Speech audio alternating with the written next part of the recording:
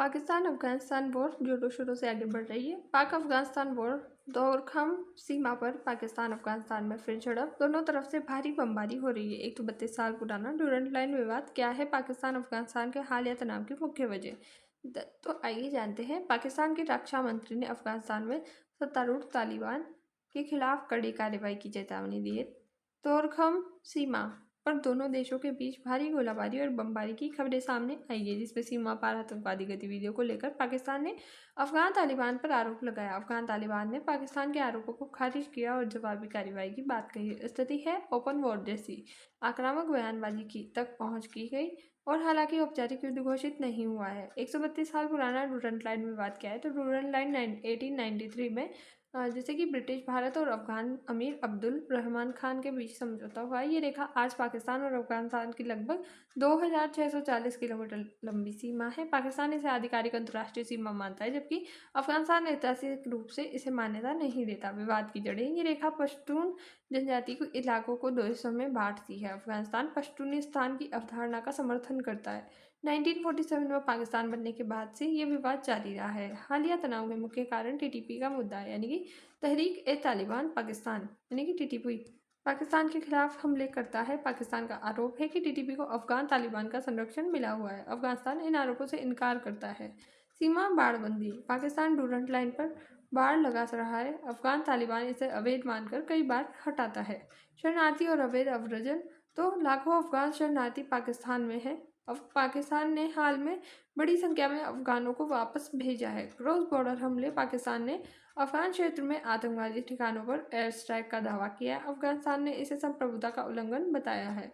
आर्थिक और व्यापारिक तनाव, तोरखम बॉर्डर बंद होने से व्यापार प्रभावित होगा। दोनों देशों की अर्थव्यवस्था पर इसका इम्पैक्ट होगा।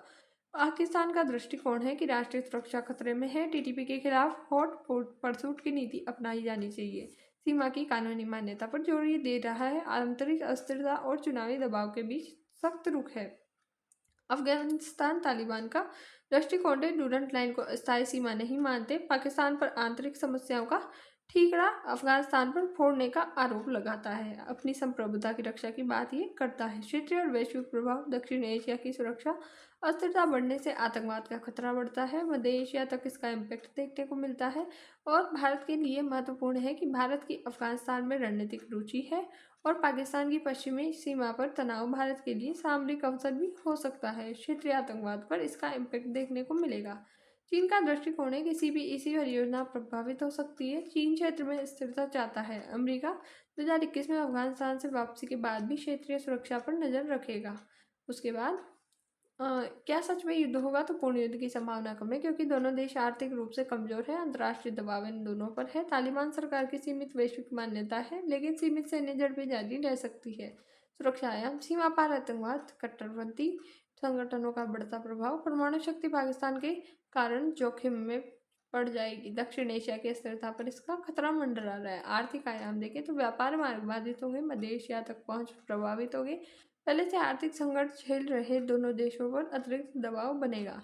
राजनीतिक आयाम, पाकिस्तान में आंतरिक राजनीतिक संकट तालिबान को अंतर्राष्ट्रीय मान्यता नहीं देता और दोनों देश घरेलू समर्थन के लिए सख्त रूप दिखाते हैं। संभावित समाधान द्विपक्षीय वार्ता से हो सकता है। सीमा प्रबंधन समझौता किया जा सकता है।